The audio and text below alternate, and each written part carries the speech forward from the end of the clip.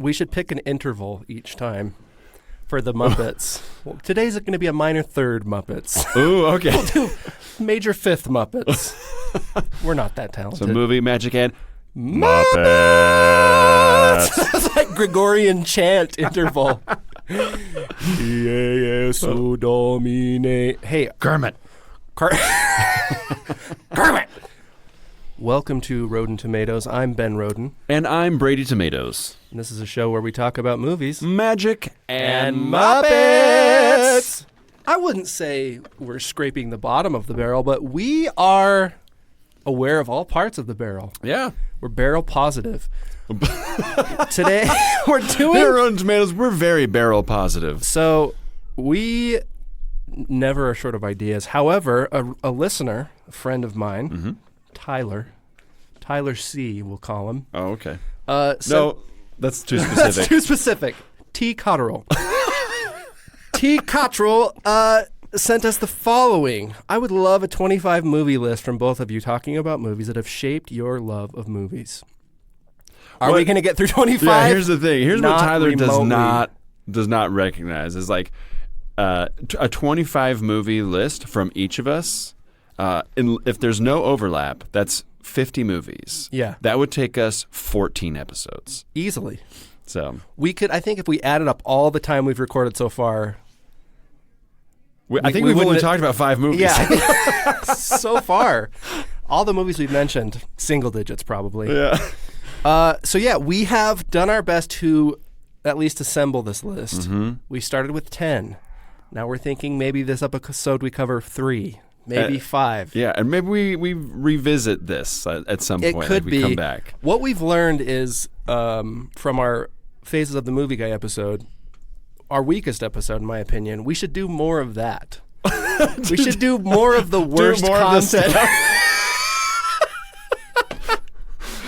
I don't know. Yeah, viewers and downloads be damned. We're going to do what we want to do. I mean, that's sort of been... That's the approach from that's the beginning. Our MO anyways, so yeah. God bless people for listening. God bless people for coming on the podcast even. Yeah. Yeah. Incredible. Incredible that we're still doing this, but I'm still having fun. Are you still having fun? I am. It's a stimulating thing, and I get people, like 1 or 2 people who are around their office to say, I'm waiting for the next Rotten Tomatoes episode. Like, okay. Today in a meeting, somebody mentioned how Brandon Sanderson, I guess, on his podcast did a Muppet Mistborn. Son of a So I don't know if we're owed royalties or if Muppets are just in the air. You know, like... There's these kind of things that happen in the zeitgeist. Yeah. Where people just, around certain times, like Marconi and Edison. Is it Edison that's working on radio?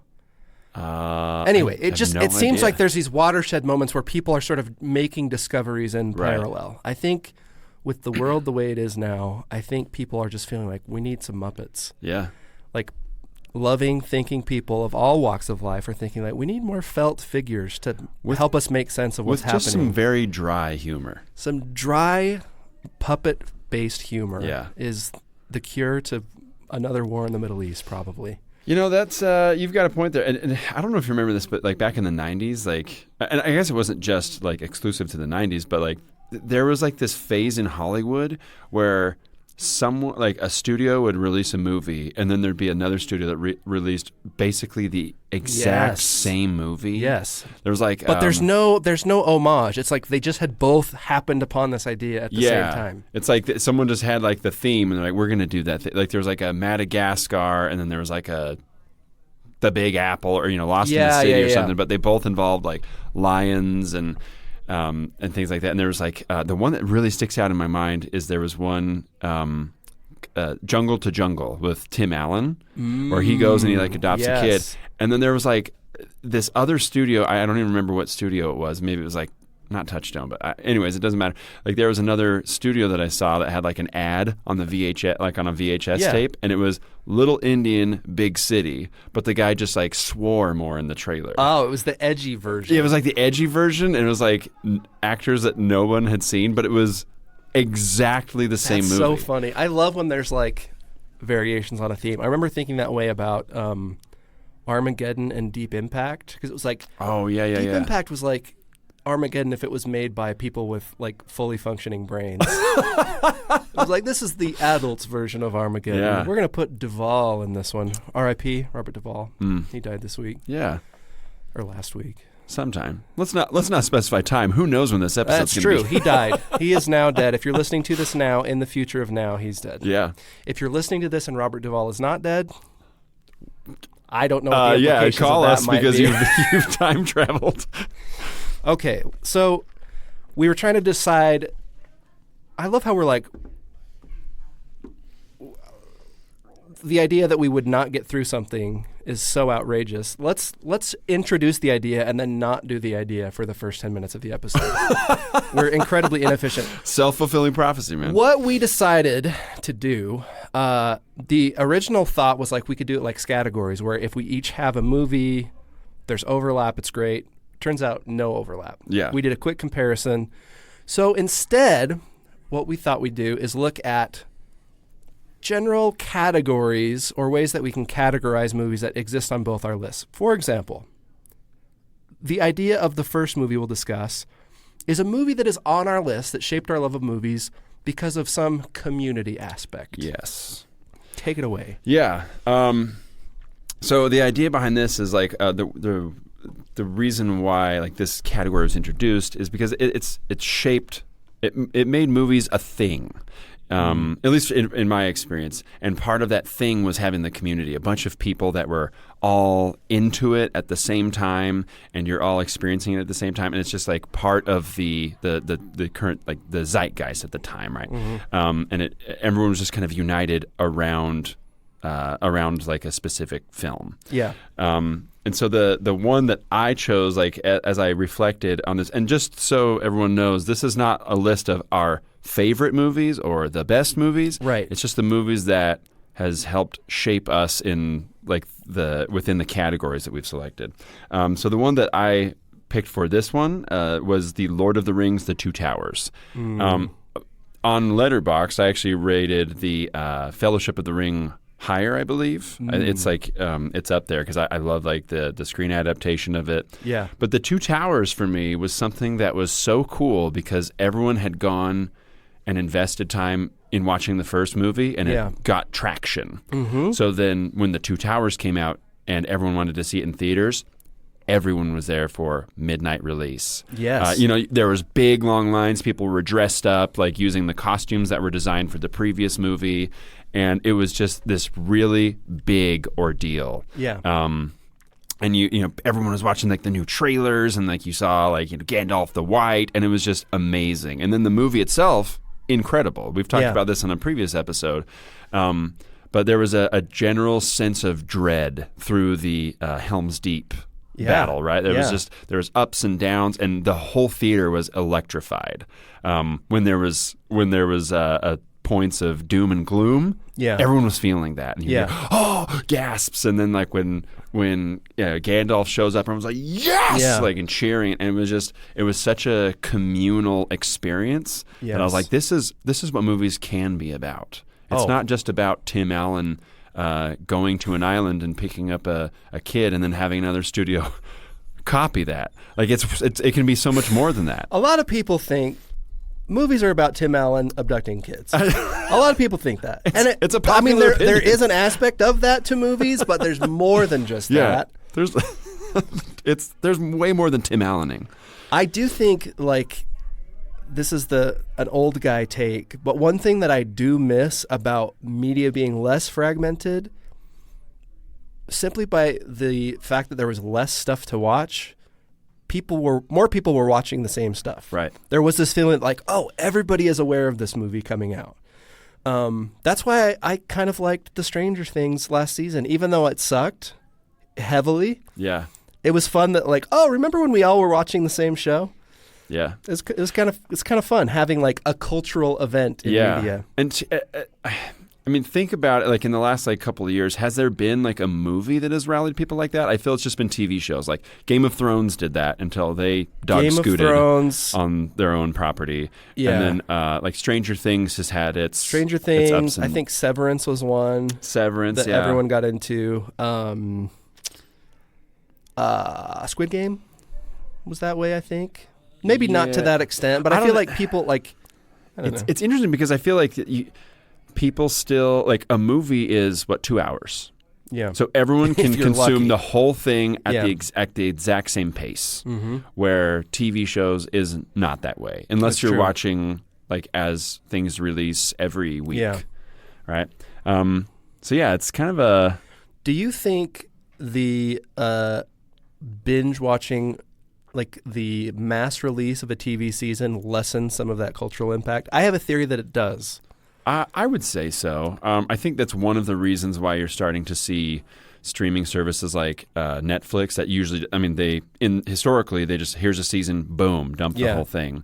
But you're starting to see with some of their original things, and I know this because my wife loves Love is Blind and what's the other, Bridgerton, right? But they will release it in chunks to allow people to watch it on their own time and anticipate the next chunk coming out. Yeah. Because I do think like that was one thing that Game of Thrones like really did was over the course of 10 years. Yeah. They had people talking about it every single week. Yeah, for sure. It was like the classic like water cooler talk. Yeah.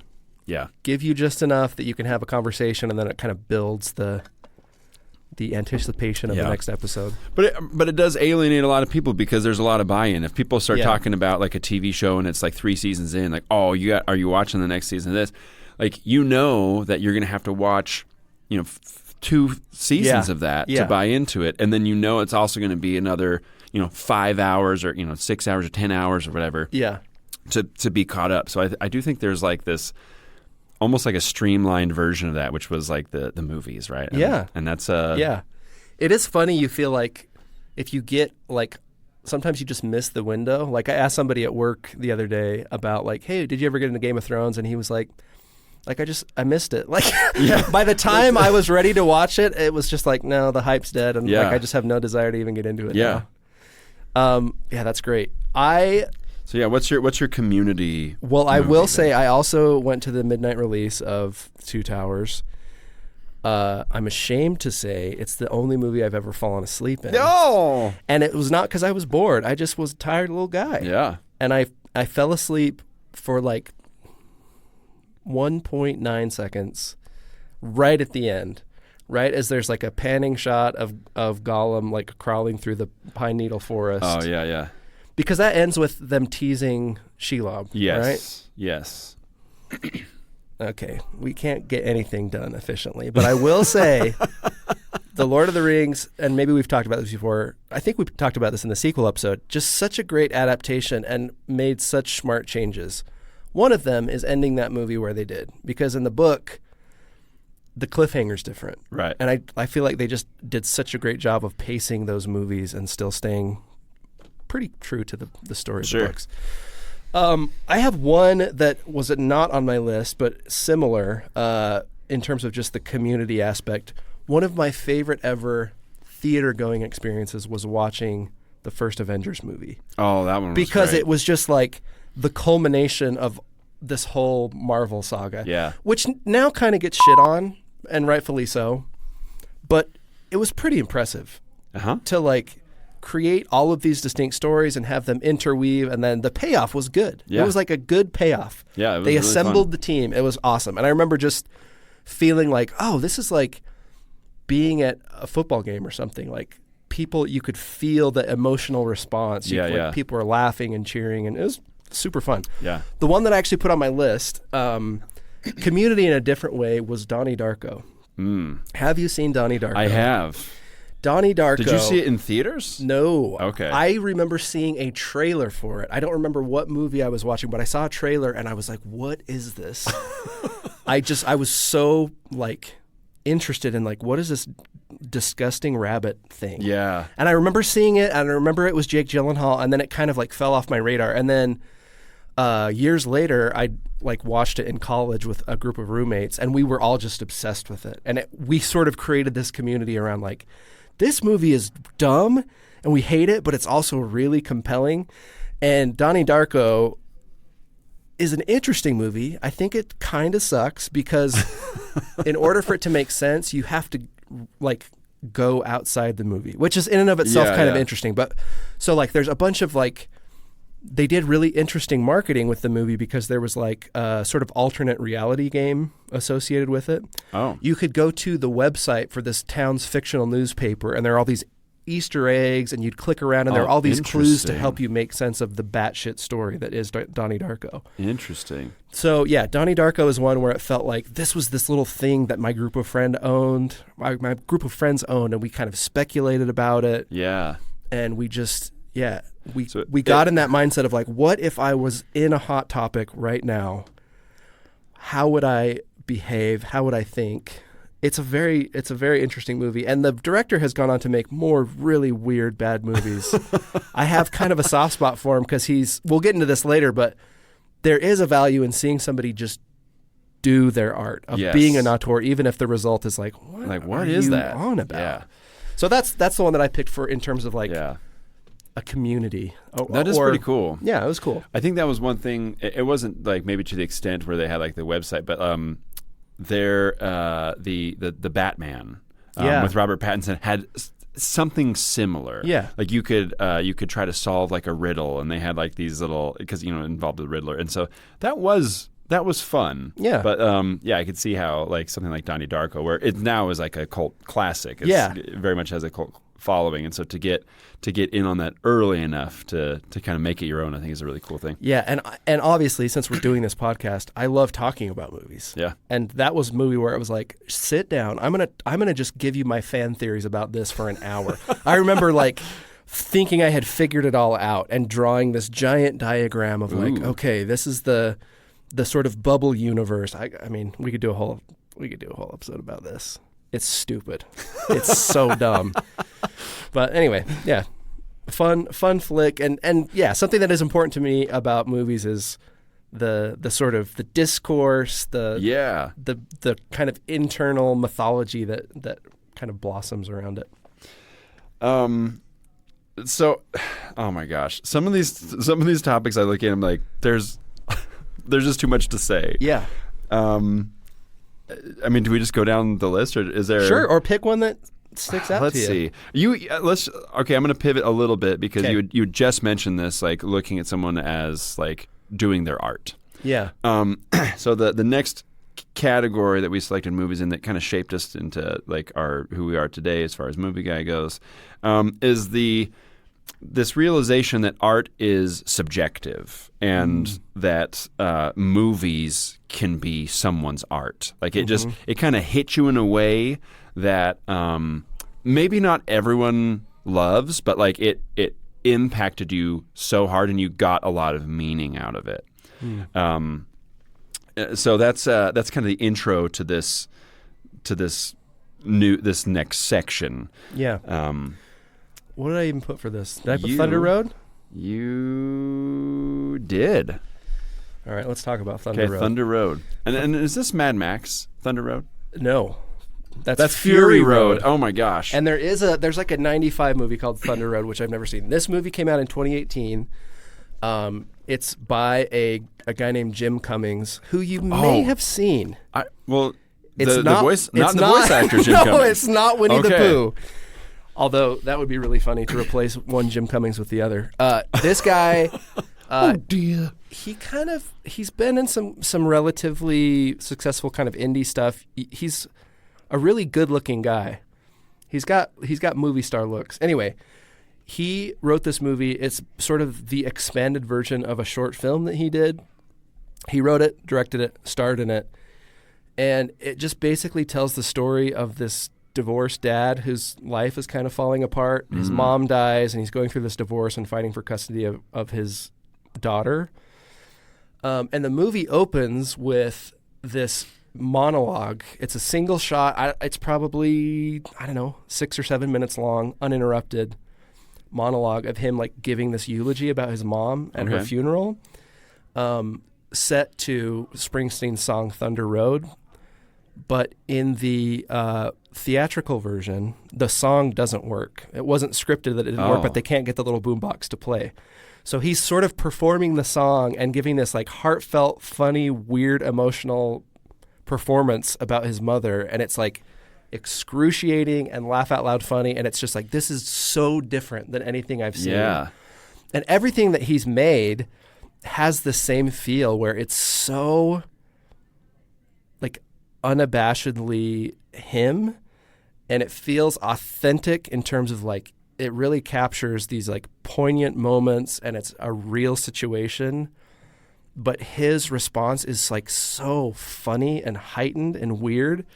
So that's one that I always recommend and always comes to mind in terms of like, this is art that can only exist in this medium, and it's just it's completely singular. It's its own thing.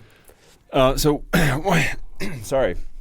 In recognizing that movies are an art form, like it actually has given me greater appreciation for like the cast and crew and it, like to have so many different types of expertise and artists come together to do their thing. Like, I think of something like Dune, where you have like Denis Villeneuve, who is like, his art is like visualizing and directing. And then you also have like the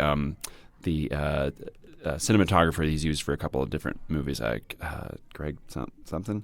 Anyways, but then like Hans Zimmer is like an artist in his own right, and then you have like these actors that are just like really dedicating themselves to their craft, and everything kind of comes together. It's this really cool thing, but it's this giant thing made of a community of artists. And the one that I actually selected for this category is the opposite. So the thing that has like that just moved me, that really made me think like, wow, this is incredible, even though not everyone appreciates this, is Bo Burnham's Inside. Mm-hmm. It's a comedic special where he did everything during the lockdown in COVID. And so, and he has it's not necessarily like a story. There's like a through line of like what it looks like, in his psyche, as he is continued to like to stay inside. Like he continues to stay inside, and like one thing that he keeps going back to is like trying to find an airplane. Like he hears an airplane, and you'll see like the camera to like being taken off, and he tries to get a shot of the airplane through the blinds. Yeah. And so that's maybe like a through line there. And so it's a lot of silly songs, and the songs are like in Bo Burnham's fashion. They're funny, but then they also like have like a punch to them. Yeah. And like I watched this movie the first time, I was like, that's like really cool. But the thing that really solidified it is maybe a year later, he released something on YouTube. It was just the outtakes. It was just as long as the Netflix film Inside. Yeah. But the outtakes showed that it was just him, and the thing that he made was just pure grit. Yeah. You see him like setting up the camera and testing different music levels, and him experimenting with all these different lights that he's set up, and to me it was just like pure artistic expression. He's creating the songs by himself, he's playing the music by himself, he's recording everything, he's creating the visuals, and everything was just like from his brain. It was it's like a masterpiece in my opinion. Yeah. So that was one of those things as I sat back and looked at it, I was like, wow, like things don't have to make sense. They don't have to have a story. It can just be someone's pure passion, or like overcoming the frustration of like when you hit that plateau, that wall. It's like, I just don't want to do this anymore. It's lost like the fun for me, but pushing through that and just like finding that fun again, I feel is something that Bo Burnham did. And it was just like, opened my eyes. It was so cool. It is super impressive. It is interesting to think about film as like a communal expression versus something like that where it is just like there's nothing between my vision and the final product. Right. I'm responsible for everything. Yeah.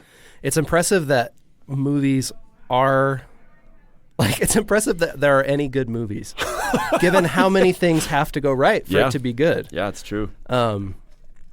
Yeah, that's super, super interesting. Inside is great because it is the sort of virtuosity of Bo Burnham on display. But also, I think because of this community or this communal experience that we are all having during lockdown, it felt very relatable. And it was like, okay, this person is putting into words better than I ever could what this feels like. Yes. And some of these weird anxieties that are almost ineffable that he's found a way to make entertaining. Yeah. So good. Yeah. Honestly, like magnum opus. Like that's like Bo Burnham's magnum opus, in my opinion. I think it's so great. Yeah. I am interested in how this sort of period in history, specifically lockdown, will be reflected on film. Yeah. Because there's a lot of movies where it's like, oh, clearly this was made during lockdown because it sucks. You know what I mean? It's like I've seen often in reviews like, oh, this is clearly a lockdown era Netflix movie, where it's like, okay, this is like minimum viable product type stuff. Or I think of like the wasn't Mission Impossible like the Dead Reckoning or something? Yeah, that one was like a lockdown movie, and I think so. It just felt very disjointed. Like yeah. The one that I always think of as maybe the definitive lockdown movie, other than Inside, is Ice Cube's War of the Worlds. You've brought this up so many times. I feel like that needs to be our next episode. We need to do it. Watch and react. I love and it so much. It's such a piece of garbage.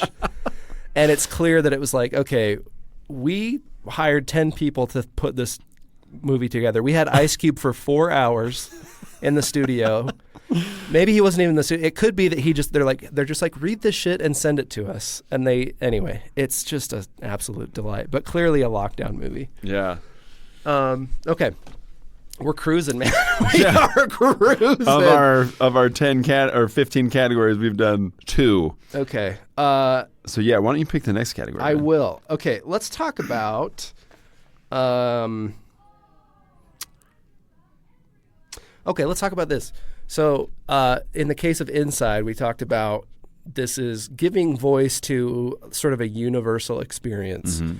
One of the things that I love about movies is the ability for a movie to give you a completely different perspective than what you're used to. Sure. To introduce a way of seeing the world that you hadn't considered. And I think it's Roger Ebert who talks about this. He says, the movies are like a machine that generates empathy. It lets you understand a little bit more about different hopes, aspirations, dreams, and fears. So a movie that just was a sort of a shock to my system as a young Mormon American boy was Danny Boyle's Trainspotting. Trainspotting. It's always so fun to have these conversations because your knowledge of movies is so niche, and I feel so outside of the club. We're just like this movie. I'm like, I just barely looked this up. Trainspotting, 1996, as well as T2. Trainspotting, which I haven't seen. In 2017. Yeah, I haven't seen the sequel. This never, ever would have been on my radar. Okay. Ever. Well, I'm glad you brought this up because it wouldn't have been on my radar either. Okay. A lot of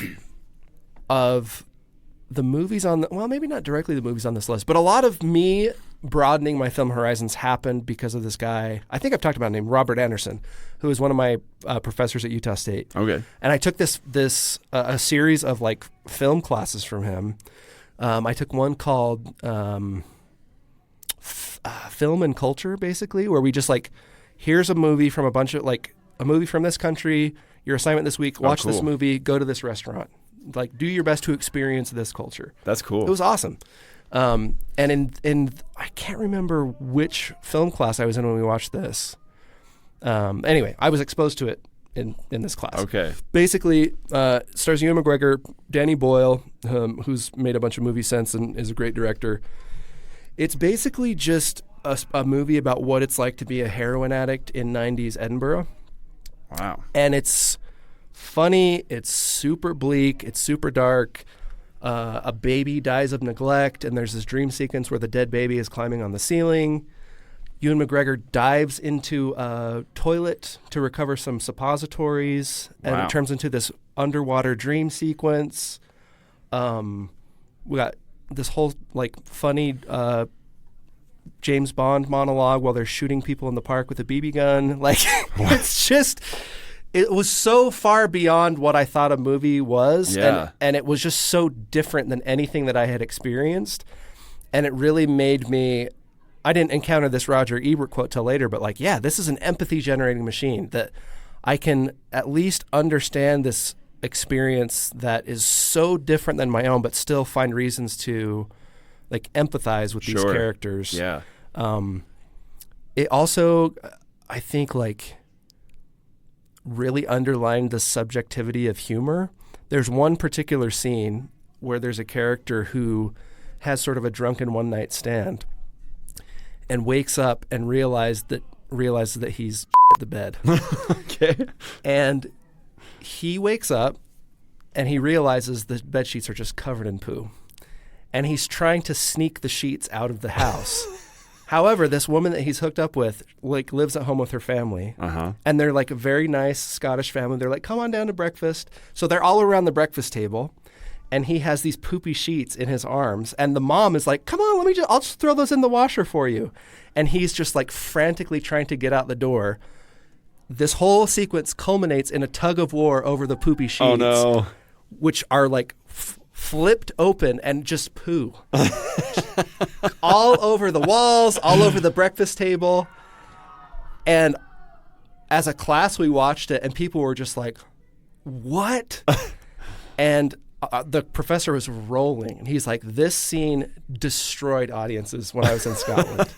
He's like, there's this whole like, and to me now it's like so funny, but at like it was just as I mentioned before, a shock to my system of like, this is such a different like approach to comedy, and the level of comfort with like really intense subjects was just like, whoa, this is crazy. Yeah. How does the subject matter manage to be so devastating and really terrifying as they're delving into like the depths of depravity and heroin addiction, but like still so human and so funny and in ways super relatable, even though the circumstances are insane. Yeah.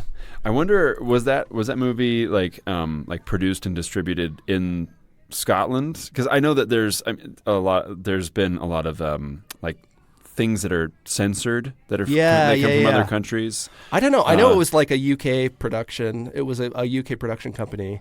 Interesting. Anyway, it's phenomenal, great movie. That's very fun. I have yet to watch the sequel, but I probably ought to. Okay, well, I'm going to add that to my list. Trainspotting. Very fun. Yeah. The thing, and I feel like I'm not alone in this, but the thing that like helped broaden my worldview, where it almost like I almost like questioned my very reality, was the Truman Show with Jim Carrey. I think it's like one of his best performances, honestly. He's great. He's a great actor. I think I like him more in drama than I do in comedy.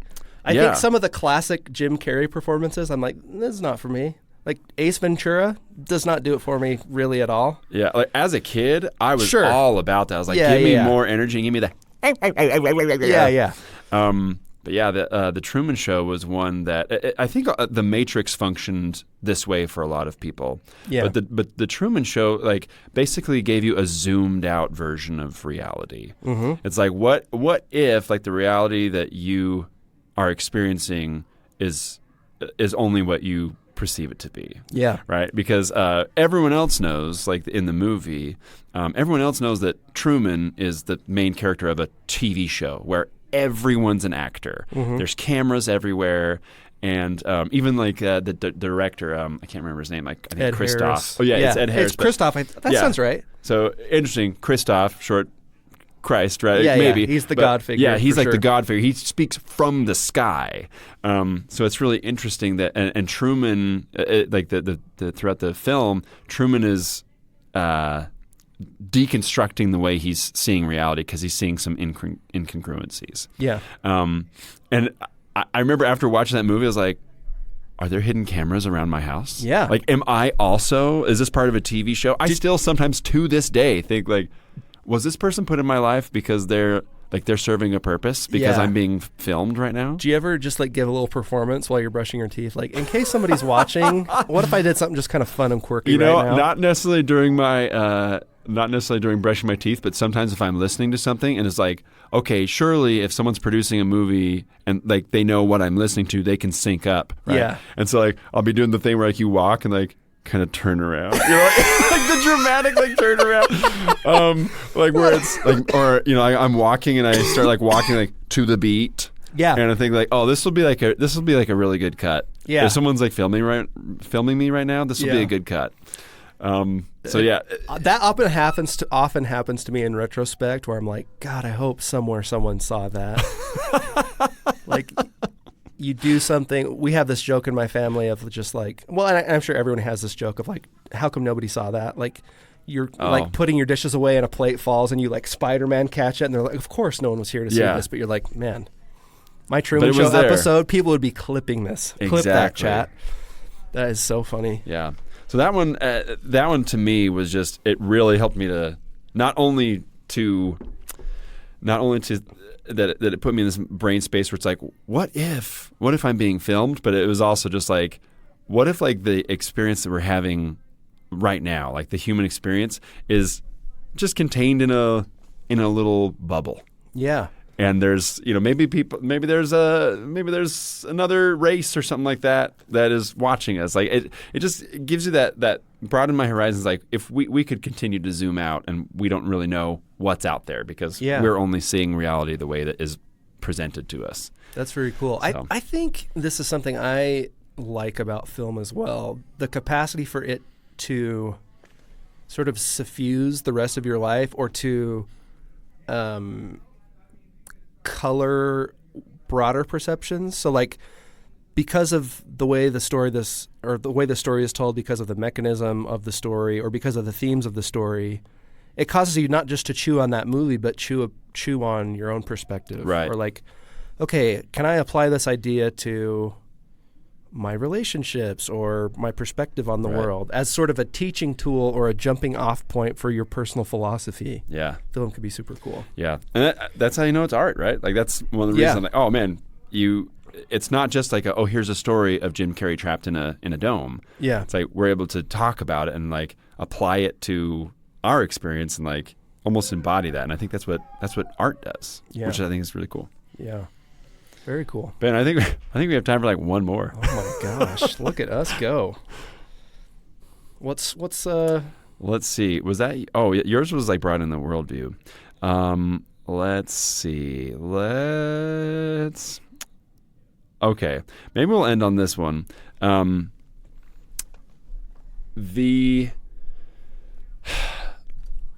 At some point the reason why this podcast was created was Ben and I wanted to on Moana 2. We both experienced it, and it was such. We had a shared experience in that we watched it with our kids and we're like, what the hell was that? Yeah. But the other thing that we've talked about quite a bit, not just amongst like Ben and I, but like other people in our group, is the live action remakes, right? Like there these people will remake these movies because for some reason people think that animation is an inferior medium because it's viewed as childlike. Yeah. And so the category that we wanted to put a movie into was like the things that helped us to realize that like you can't write something off because it has childlike elements. Mm-hmm. It still can be very applicable, very adult. It can be moving, and you just shouldn't discard it because maybe it had children in mind. Yeah. So. No, absolutely. Absolutely. I think there is, and I don't know if there will ever not be, the idea that like animation is a child of a lesser god. Which is so wild to me. Yeah. It's so versatile. It really is. Yeah. My wife is a little bit this way where like she is willing to watch animated stuff, but there is this initial like, nope. Like kind of a wall comes up where it's like, I'm not going to engage with this the same way as if it were live action. Yeah. It's fascinating to me because I will watch something animated and I will get something like it is sometimes even greater because there's so much more flexibility. to tell a story, to convey ideas. I definitely think cool. there are certain stories that lend themselves so perfectly to animation to the extent that maybe you couldn't tell it in live action. Right. I think there's a lot of adaptations, like novels that I read, that it's like, oh, I think you couldn't make this good in live action. Oh, yeah. See, my personal opinion, and maybe people don't like this, but I would actually love to see a Harry Potter animated version. Because Harry Potter's not about the magic; it's about the relationships, and you can do crazy stuff with animation where you don't have like the janky troll and like you're not where that can distract from the themes of discrimination and the relationships that people have, because it's all going to be in harmony. But anyways, there is something to that where anytime you try to integrate animated elements, they stand out more. Yeah. And it looks bad sooner. Whereas it's like any animation style, as long as it's cohesive, will stand the test of time. Yeah. I mean, besides like maybe the content, like no one looks back at like, Peter Pan, like the Disney Peter Pan, and go, look at that animation. It's so terrible. Yeah. It's like, no, it was really good animation. Yeah. What makes the red man red? Maybe there's some question marks there, but I know what you're saying. Yeah. So what's on your... Okay, so the movie that falls into this, and I think another almost like catalyst for this, the shtick that we have in our podcast, the Muppet Christmas Carol. Oh. It is the definitive version of Christmas Carol. I would take this over Jim Henson reading the actual book written by Charles Dickens. Yes. Like the Muppet Christmas Carol is so good. It is so moving, really powerful acting, great songs. It is so good. Yeah. And if anyone looks at that and goes, I can't get into that because it has Muppets, like, what a tragedy, because they're missing out on such an amazing piece of art that can shape you into a different person. It's so good. It really is. I think that's the appropriate response. That's not always my response, because sometimes I am like, you're such an idiot for not liking this. But yeah, I do think the appropriate response is like, what a shame it is. Yeah. That you impose a limit on yourself that prevents you from experiencing this art. And maybe like art, as you said, is subjective. Sure. So maybe you watch it and you don't like it, but like to impose an artificial limit because of it's animated, because of the target audience, that is a shame. It is a crying shame. Yeah, I think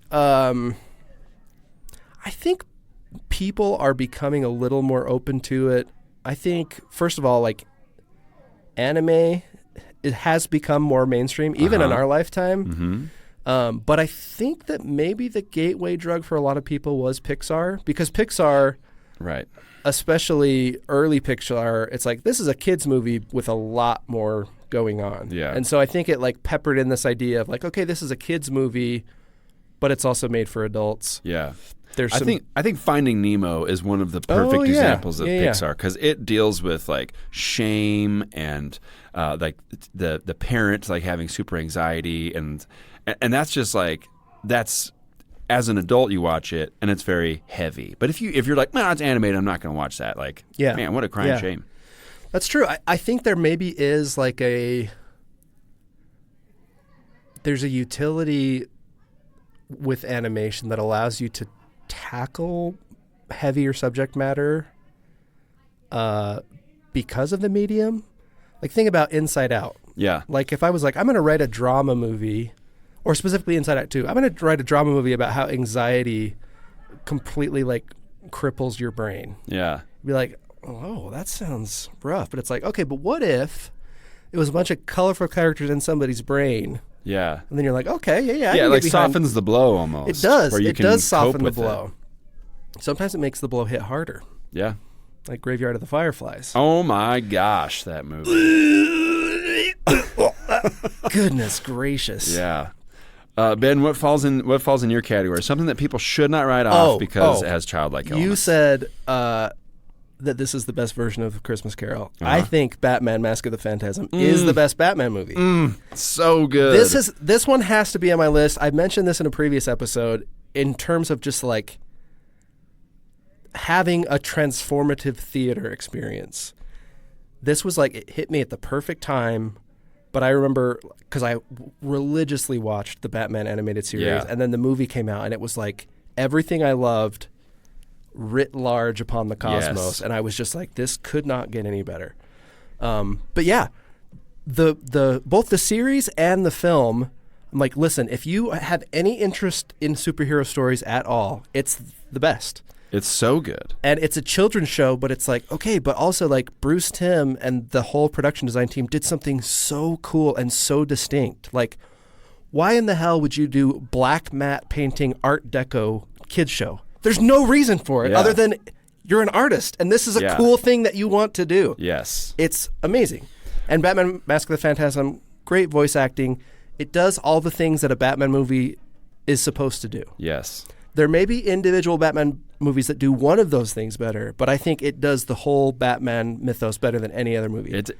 So So with Mask of the Phantasm, like this is like a core memory for me because even though it's not violent, like it's more violent than the show. Yeah, like you do see Joker have like a little trickle of blood at one point, but overall, like the TV show and the movie, it's not graphic. Like it's not gory. Anytime you punch someone, it's just a flash of white light. Yeah.